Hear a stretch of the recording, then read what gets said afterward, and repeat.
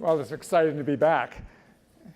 And when Jamie asked me to put together something around the future of content, I said, that's a pretty big subject, so let's kind of narrow it. So we said video, and my first question was, can we get Brian?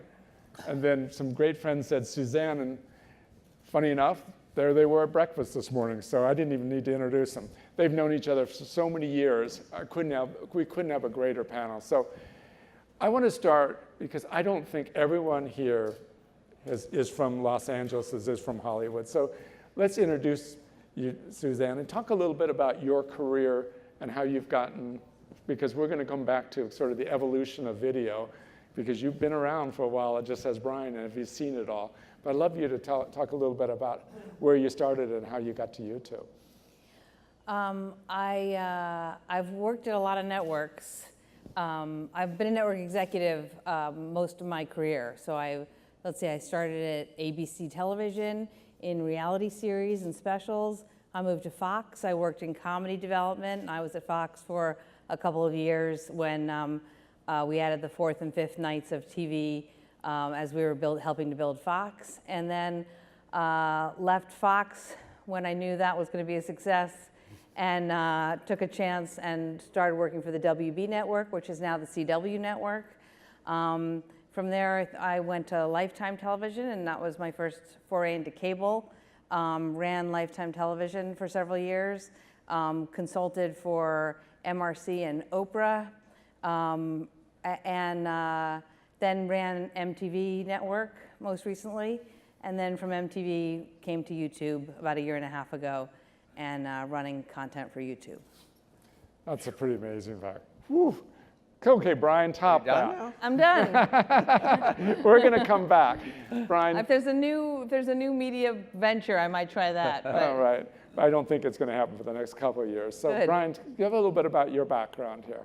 Well, I was a producer and director for many, many years, all the way up until Awesomeness. So I had a production company called Robbins, and Susanne actually sort of birthed us in our Warner Brothers days, and we made shows at the WB, Smallville and One Tree Hill and What I Like About You, and a lot of movies like Varsity Blues and Coach Carter and Dreamer. And slow down. How many people have seen some of these movies? All right, we got some hands there. Thank you. This very talented producer. And sort of, it's a long story, but fell into the world of YouTube accidentally. My longtime agent and good friend Jeremy Zimmer called me up one day and said, I want you to meet this kid from YouTube named Fred. And my first thought was, is my career over? Why does he want me to meet a YouTuber? And then I thought, should I fire him? And ultimately I took the meeting, and if any of you know who this kid is, he was like the first phenomenon on YouTube. He pitched his voice up really high, and he was like, hey, it's Fred, and talked like the Chipmunks. And kids loved him, and parents found him highly annoying. So I went home to my kids that night, and I was like, do you guys know who Fred is? And there was like 10 basketball-playing teenagers at my house, and they looked at me like I had two heads. They're like, of course we know who Fred is. And they took me to the computer, and they started showing me all these videos on YouTube, and they knew every word to every video, sort of like how I felt about Saturday Night Live when I was their age. And I went back to my office that Monday and just said, we should make a movie with this guy, Fred, and we did.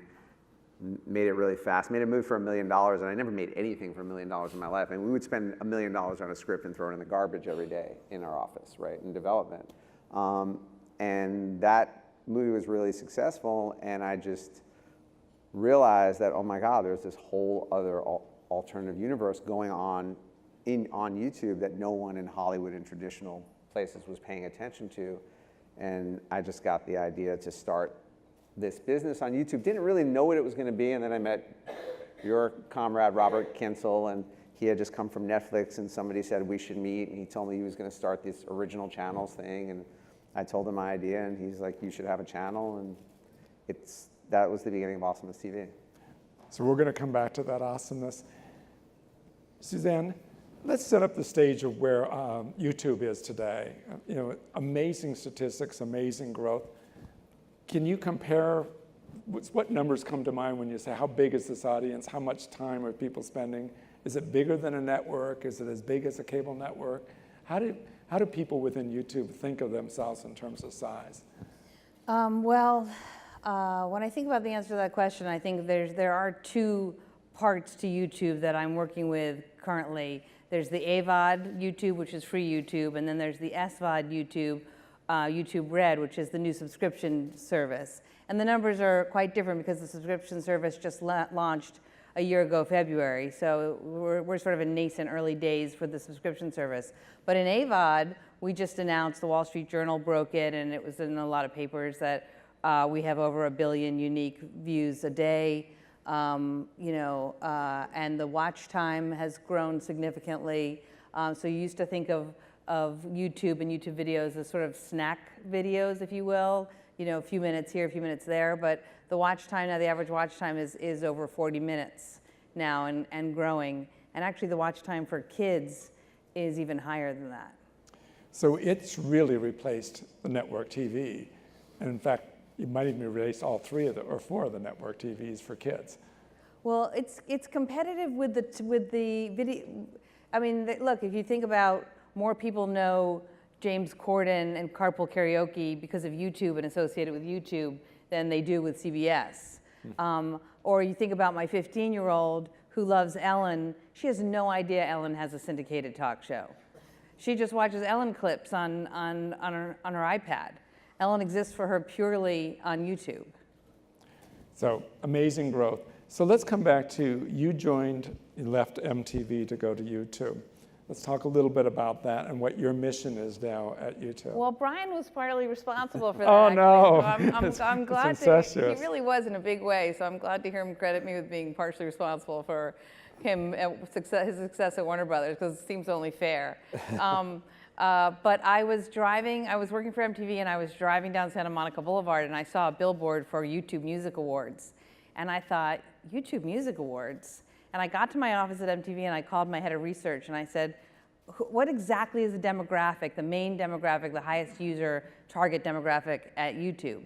And she said 18 to 24-year-olds, which is exactly who I was targeting at MTV. So I picked up the phone and called Brian. And I was like, Brian, I need to talk to you.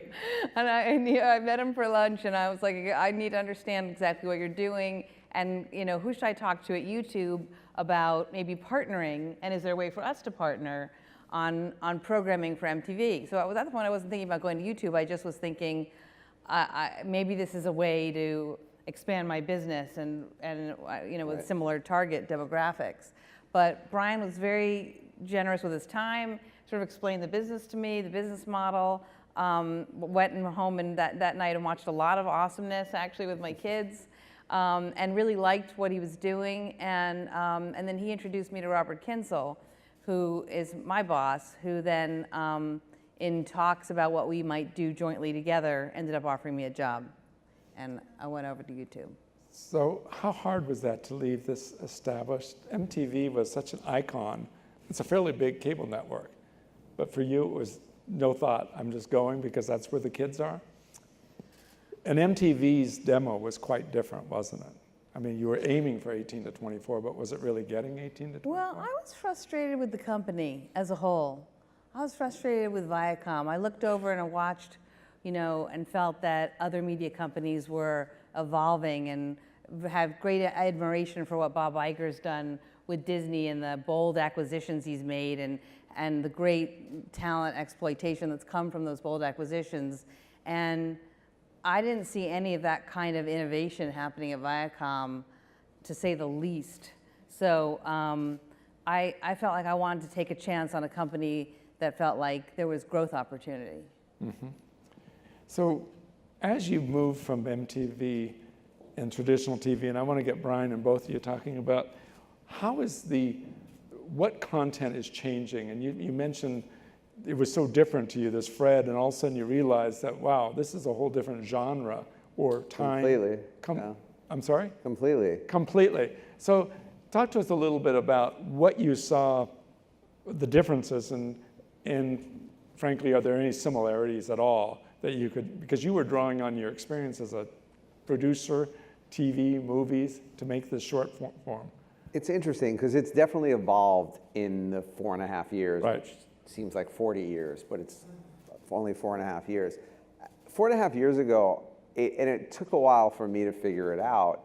What was going on at YouTube was completely different than what we were doing in television. And the big difference was you had these YouTubers talking directly to the audience. And so there was like this intimate relationship with the viewer that you don't have on television, right? Television, we're talking to each other, we're not talking to you. And you know, the, hey guys, it's me, that YouTube thing that it sort of opens every video, really sort of developed this amazing relationship with the audience. And so it wasn't about the quality of the lighting or the writing, it was just an authenticity that was really hard to get in other places.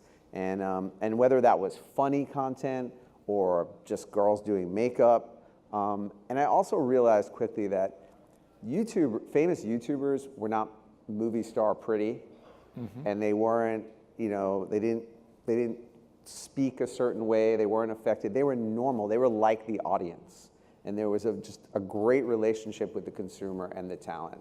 And I think that's what drove it early. Now I feel it's very different. So there's still a lot of that on YouTube, but the game has stepped up. The quality of production has stepped up. The filmmaking skills have stepped up. And technology has allowed the kid at home to become a better filmmaker. And it's really evolved fast. And I think you've seen that in the quality of the content on YouTube. Yeah. No, I totally agree with that assessment. And it's so interesting, you know, and as you said, there still is a lot of that authenticity, and fans just love the DIY spirit of the YouTuber, if you will. You know, they're rooting for their YouTuber. They feel responsible for their YouTuber's success. They're part and parcel of it. And Rhett and Link, who are two big YouTubers who have this talk show called Good Mythical Morning, which is very successful. I'll give you an idea. Their average post, which they post 4 or 5 times a week, gets 10 million views.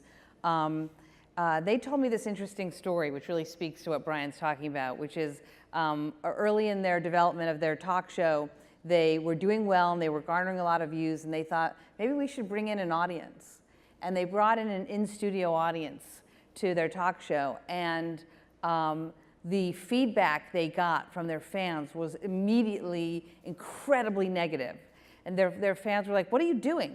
What are you doing? You're talking only to this in-studio audience. Now they're your audience. They're your only friends. Like they just felt suddenly distanced and not a part of it. And Rhett and Link immediately got rid of the in-studio audience and realized that there was this connection, and that they didn't realize how powerful it was. So that's a big difference between watching Saturday night, whether any of these major Saturday night shows, who are talking to an audience. And of course, the canned jokes and all that sort of stuff, boom, they're going. So let's talk about you've gone to YouTube now, it's a year and a half. Yeah. Your process of greenlighting or whatever expression you use over there, projects and such, and how different that has been, maybe budgets, but also newfangled YouTube talk. Yeah, whatever, and whatever new expressions you're using over there. Kids are using. Yeah. How's it feel to be working with a bunch of kids? Yeah. Wow. Yeah. I do feel sometimes like I'm the mom in the room. It's interesting, but it's fun too. And I think Brian and I share an affinity for developing for young audiences with young voices. And so I've always enjoyed that. And I did that at Fox, I did that at the WB. And interestingly, when I was at Lifetime and OWN, I was there to develop programming that was 25 to 54-year-old women, which was exactly what I was. And it was the least interesting time for me as a programmer. Right. There's just something really engaging about developing for a young audience. So within the YouTube, is it very similar to the process that you had at MTV? Or we were talking about this, the growth of the semi-professional, the incredible difference in making. How much of that is impacting what you're doing over at YouTube, or are you trying to do a little bit more higher end content because it's original content? Well, both. We're doing a little bit of both, and and again, what Brian said is exactly spot on. Like we're seeing an evolution of filmmaking from YouTubers, which is really impressive. You should check out channels like Vsauce and a show called Minefield and then the slow-mo guys. What they're doing on their channel just looks beautiful and is really impressive and fun. It's engaging, I think, as cable and broadcast television. And again, that has to do with access to new technology and new tools. But what we're doing, is YouTube Red, our subscription service, is to some extent tapping into talent like that understands how to program to a broader audience successfully and make commercially appealing, widely appealing content. But we're also pairing YouTube talent with more experienced producer directors and those of them who are maybe not there yet, and giving them the ability to do bigger, bolder shows on their channels that they wouldn't have the ability to do without our help. And going to people like Brian and saying, what can you do? Exactly. We have a really, one of my favorite shows that we've made at Awesomeness is on YouTube Red called Foursome. We're about to go into our 3rd season. It's our first show to go to season 3, actually. Is that announced? The first show to go to season 3? Oh, did I just announce that? Yeah. So coming back to awesomeness in terms of, I want to stay on this content, the content production. Yep. You brought it up, the incredible improvement in tools, whether it's the camera, the audio and such. How did you help that along, or did you just sit back and I didn't let it help the happen? technology, but honestly, the use of the technology. After making the movie Fred, I always thought, like, I was directing studio comedies, Right. $50, $60 million movies that we used to shoot 50 and 60 days. And I used to roll up to work and see like 3 blocks full of trucks to make a movie and think, this is so ridiculous. Like, it takes these many people standing around to make a movie. And I knew that it didn't make sense. Right. And I always knew you could make quality films because we saw them. Indie films would always win the Academy Award. They were beautiful. They had great acting. They had great scripts. They didn't cost $50 million. Why do studio movies have Moonlight, I mean. $1.5 million? Right. So I think I just took that knowledge and said, if you say we're going to spend $250,000 on this show, you could make a show for $250,000. And that's what happens, Was some of that technique from You Did TV, which had a lot less budgets, or did you just completely reinvent how you were doing it? Well, you have to, you can't have car chases and, airplanes explode and have billions of extras in. Right. So you have to tell stories that are, Moonlight's a small story, right? Most of the time there's 2 people in a room talking, but it's a great, compelling story. And that's what we've tried to do. So we could tell great stories and have great writing and have great acting, but we don't have to have thousands of extras and explosions. So let's switch sides a little bit about, you were talking about the content and then how people make money. Totally 2 different subjects, by the way. Yes, and don't we know that? I will say one thing, I'll just point out that Brian was actually on stage at this conference 4 years ago.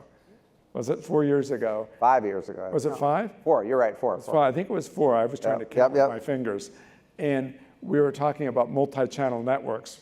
And he was saying he didn't even know what that meant, but we invited him because he was one of the 4 big ones. And literally within 2 weeks, DreamWorks bought him right after that, or 3 weeks.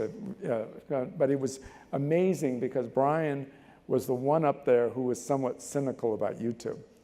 And all the other ones were waxing on about YouTube. And he says, it's just a promotional channel. I got to figure out how to build an audience and take it somewhere else. Well, it was more about building a brand, right? Building a brand. I looked at all the MCNs and I thought, okay, they're aggregating channels and audience, but they don't really own anything. Right. And they're not building anything that's consumer facing. And all we were worried about was how do we build a consumer facing brand for an audience that was underserved. So when we made shows at the WB, that audience was being super served by Dawson's Creek and then our show One Tree Hill and then Smallville. And that was Warner Brothers. Then that was WB. Susanne left and they had the really great idea to get older. And they left this audience behind. And the same thing happened in feature films, which is why I had the impulse to go after this audience online, because I knew that's where they went. Okay, so it's... I think Brian built the best MCN, and I swear I'm not just saying this. I say it all the time when Brian's not around. I think Brian built the best MCN because he had Hollywood experience that he could bring to the media business, the new media business, and he sort of understood how to work with talent. Like the MCNs, I think where a lot of them made a mistake was they didn't manage talent, and talent desperately need to be managed. And for any of you who read what happened recently with PewDiePie and YouTube and that implosion, you know, he wasn't managed. You know, he had a financial relationship with Maker, but his career wasn't managed. And Brian's team, I remember you once telling me you didn't love the management business, but you knew that it was an essential part of what you had to do to build awesomeness. And that's where I think a lot of the MCNs went wrong. And you bought Big Frame. We bought a management company earlier. You bought a management company just because you didn't like doing it. No, just That was actually brilliant and strategic, and you're the only one who did that. Well, Right. yes, thank you. We're going to get to the future of video in a few minutes, but I want to touch on one subject about who's paying for it. The whole notion of brands, and we're going to talk about the brands, whether it's Procter & Gamble or Red Bull or BMW, and their impact and how you work with them. Do you think about what brand would sponsor when you see something, or do you say, gee, if I made something like this, that brand would love it? Where does it start, or is it really just a partnership with the brands? I've never thought about brands first. With all due respect to brands, I've never There's a thought few about of them out brands there. first. I've always thought about content first. Right. And then if there's something that we're doing with the content that makes sense for a particular brand, then we reach out to the brand. Right. I mean, in the history of my career, I'm just talking about YouTube. So an example of that was a show we had called Finding Carter at MTV, and there was this big arc, this big sort of shopping arc planned, where the girls who sort of never cared about fashion became obsessed with fashion. And I mentioned it to my head of sales, and he put us in touch with Macy's. We ended up doing a big integration deal with Macy's. But it's always worked from the content first for me. Can you say that? Well, in my You work did in one with Carnival. television, absolutely. Yeah. On YouTube, very different, right? Because we do a lot of branded content. Right. And I often say that, you know, for us, our content is our marketing, and our marketing is our content. Right. It goes both ways. But we've worked with brands to make real shows. I mean, one of the most successful shows on AwesomenessTV is a show called Royal Crush, which is basically a Romeo and Juliet love story that takes place on a Royal Caribbean cruise ship. So it's essentially an ad, and it's a scripted drama, and the audience knows it's an ad, but they love the show. Right. So that's a show that came out of a meeting with Royal Caribbean where they said, if you're a parent of a teen and you want to go on a cruise and your teenager doesn't want to go, the family is not going, help us solve this problem. So we worked backwards from that and developed this love story. And in that case, it works out great, and we're in our 6th season of it. And Subway did a series of YouTube that was very successful too. Was that with Awesomeness? Subway? Subway. No, not with us, no. Or that was on TV. So coming back to this. I'll just say that I have worked with brands in other kinds of ways too, in that I remember having a meeting with Johnson & Johnson when I was at the WB, and they said, we'd like another show that had an environment like Seventh Heaven.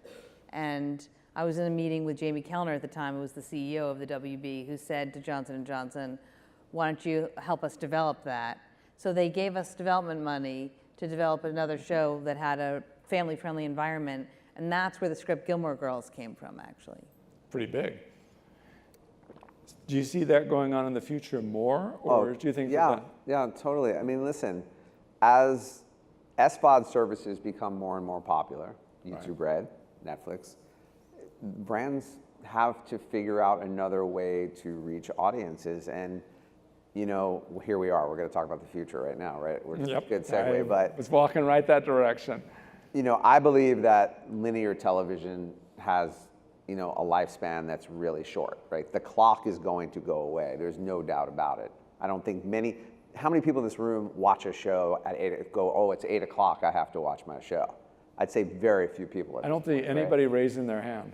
So is that credible? The linear television clock is going to die, and when that happens, advertising, Except in Kansas, maybe. maybe in Kansas, but Right. advertising is going to change a lot. Yes. And I think the 30-second spot as we know it is going to be very different, if not almost extinct, I believe. You know, that experience of watching TV, and it freaks me out now. If I happen to watch a linear TV show on the clock and they go to black on a commercial, it's the most disruptive consumer experience I think there is. Now, how are they going to get their message out? I think it's going to be more shows, more things like Royal Crush, more branded content. They're going to have to turn ads into content, right, to reach a consumer. They're going to have to really make engaging content that are ads. And how they do that, you know, we'll see. I had an agent say to me today, walk me through your model. And I said, well, after a year, we open up transactional video on demand. And then after 3 years, you know, you can sell a linear window. And the agent said to me, what? That's not going to do me any good. There's not going to be a linear window to sell in 3 years. That's the first time I ever heard that. Right, right.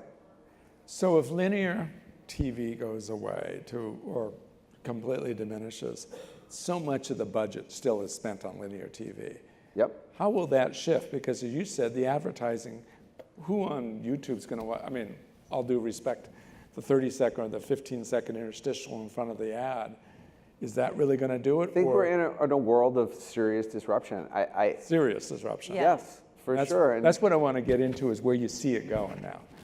listen, I think the Netflix is in a beautiful position. Yeah. Because the user experience is great. They make great shows. They have deals with every media company. And I think they are in a prime position to take advantage of that. And, you know, look, HBO is there. YouTube certainly Amazon is there. has a great, you know, they have 1 billion people. That's a huge funnel. Right. I'm sure Google, when they're ready to open up their checkbook and give Susanne the money she deserves to have to make it, I think they're going to be right there. But as far as like broadcast and cable, and look, I think it's going to become about shows. And for all of those people to survive, they have to make hits, you know, and it's going to be a very different world. And all of these 5,000 cable networks, you know, MTV2 and 3 and 4 and ESPN 6 and 7. They'll all be consolidated. What's the? Yeah. There's no, you know, that day of that dual revenue stream is going bye-bye, and I is, think everybody yeah. knows it. And these It's fund completely managers a hit. out here are going to short something tomorrow. Go ahead, No, Susanne. no, it's a completely a hit-driven business. And when you think about shows, I think people think more about shows than they think about platforms. Like, I think people say, I want to watch Man in the High Castle. Is that on Netflix or Amazon? Where do I need to find that again? Which platform? I think very few platforms actually have a strong brand association. I'll give Amazon credit. I think they have more of a brand association than Netflix. Netflix has a premium programming brand, if you will, but not much more than that. But Amazon, at least, I think, with shows like the New Yorker series and the Woody Allen series, they're sort of staking a claim in the ground in Manchester by the Sea for a high-income user, which works well, obviously, with their sales platform. So let's talk about your mission at YouTube Red and subscription. A big, hairy goal to compete with or beat Netflix, to beat Amazon. Talk to us a little bit about what you've been hired to do. Yeah, that's a big goal. It's a big goal.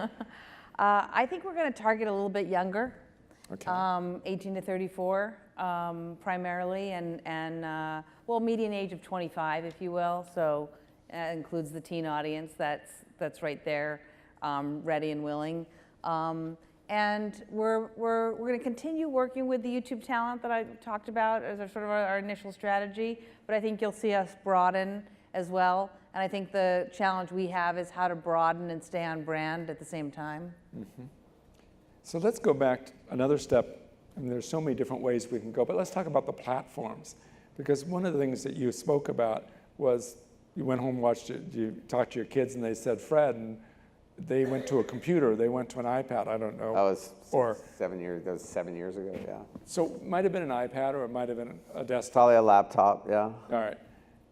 How do you see the platforms evolving, and how different is it to program for mobile versus a tablet versus a TV screen or a It's completely flat different, screen? Mike. I mean, Completely. All right.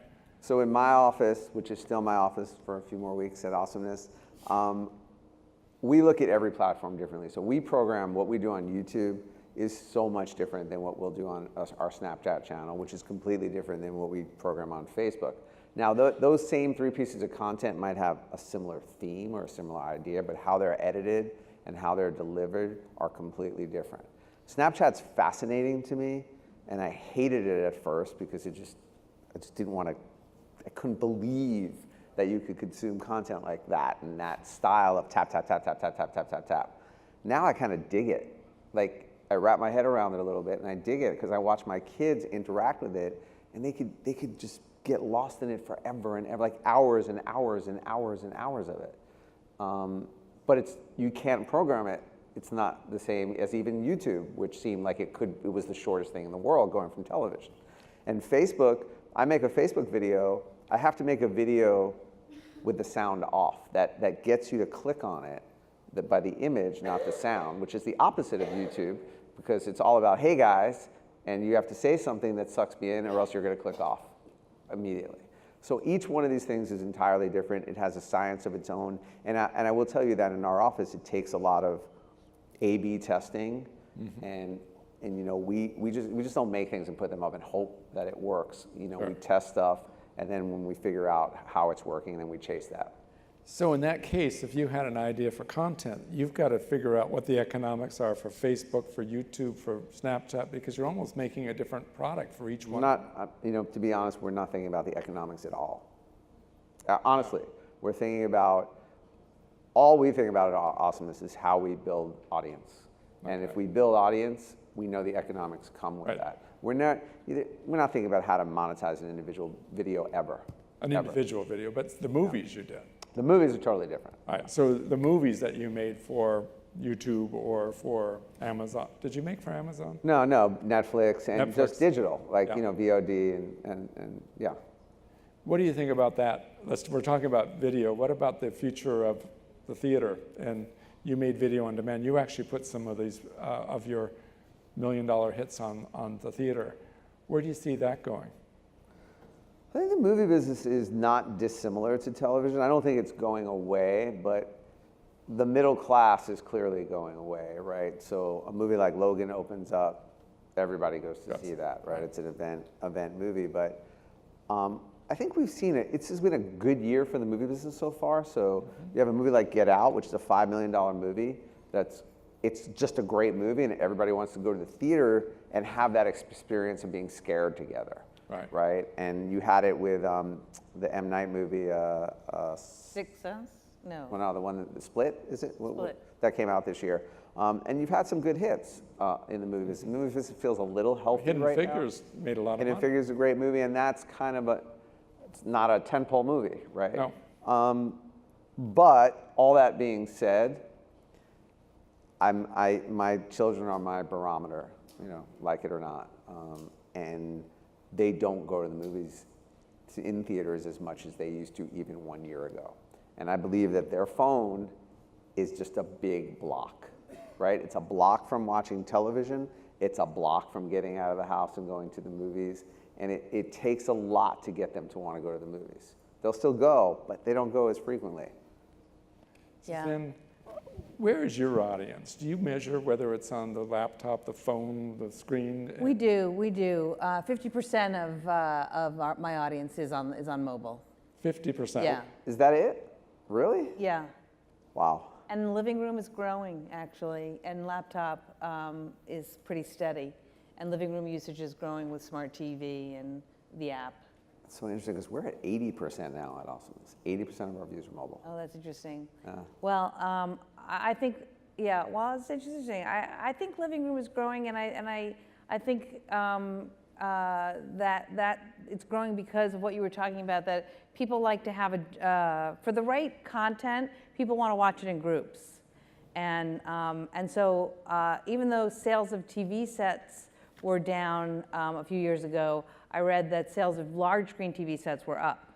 And I think the idea is the group viewing may change from, I mean, I think there'll always be some kind of theatrical experience, but I think more and more there's sort of group watching with friends and living room kind of watching. But yeah, I do think mostly about mobile, and I do think about different types of formats than I've ever thought about in terms of shows that we're developing compared to broadcast and cable. I've mostly been developing formats that are 22 and 44 minute because I'm licensing programs and the producers that I'm working with want a second window. But I think you'll see us start to try more different length formats. Have you tried it? Does it matter in terms of your consumer base? I know the second window, but. Well, I know that, here's what I know. I know the short form content is still more appealing in terms of massive views on AVOD. But I don't know yet how, because I've been there a short amount of time, and again, we've only been up a year, right. And our initial formats have been more traditional, because I think that our thinking was it needed to feel and look and smell like premium programming in order to get people to subscribe and pay $9.99 a month. Mm-hmm. Although with YouTube Red, you get more than YouTube Originals. You get YouTube Originals, you get ad-free YouTube, and you get the music service. But nonetheless, to get $9.99, we wanted a prestige level, premium programming level. However, I'm starting to rethink that. I'm starting to think, just let the best program win. And if the best program is a different format, let's try that and see how that can work. And that may drive subscription just as well. I think that's spot on. I mean, if you think about linear going away and the clock going away, I mean, television was, somebody made this up like years ago, said right. A half hour is 22 minutes and there's a break every 7 minutes. You know, it was all ad driven. Well, think about 8 minutes out of 30 minutes is ads. Right. I mean, that's pretty crazy, really. So if you could make a compelling show that's 8 minutes long or 11 minutes long, why not? And do you see, let's go to the international. And I think you'll see ads on YouTube.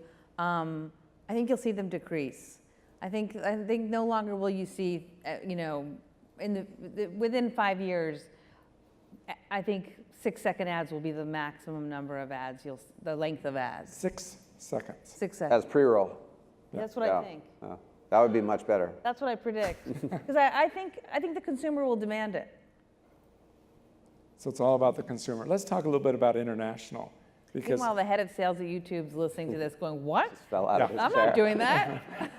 it's in Variety tomorrow. Suzanne Daniels, right. head of marketing, saying, I don't know what she's talking YouTube about. does not accept any ad longer than 6 seconds. Like, how are you going to pay for your show, Suzanne? Well, you were talking about this second window. A lot of that is selling overseas in that 22-minute or that 40-minute format. What's going on overseas? Is it changing as fast as here or faster? Is it any view of that? Because I think a lot it's of very similar. Your revenues were trailing, but they were coming up. Yeah, I think you're seeing the same thing. I think, we have a deal with ITV in the UK, and we have a block of Awesomeness shows, and they have a catch-up service. And no surprise, our stuff's working so much better on the catch-up service than it is on the linear channel. It's killing it on the catch-up service. Because it's on demand. And when they want to watch it, they watch it. And so I think you're seeing the same trend. The consumer experience is just better, From what I understand, there's a greater demand for more original content in the local language. Yes. Okay. So we have shows in development and production right now. I have 3 shows in France in development and production, 3 in Germany, about a half a dozen in Japan, Korea, Mexico.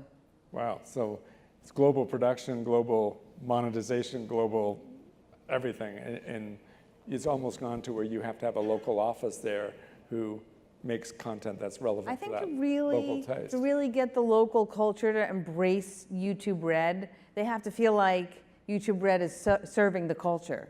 Interesting. So this concept of American culture working worldwide isn't quite working that some people would have believed? I think it's still working, but I think there's a growing need and demand for localization. Well, it's the technology, right? So now you have people in all these countries. We were the only, Hollywood made films and TV, that was it. That was it. Right? Now you have kids all over the world who are filmmakers, who are super talented. Yeah, and I they totally can agree make with that. stuff. And they could before, they just couldn't get their hand. You had to get your hands on a camera, you had to get your hands on film.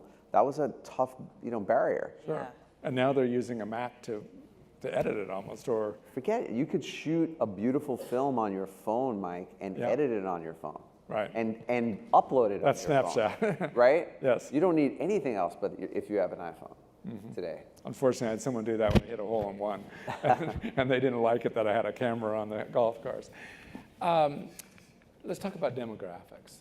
You mentioned 18 to 24.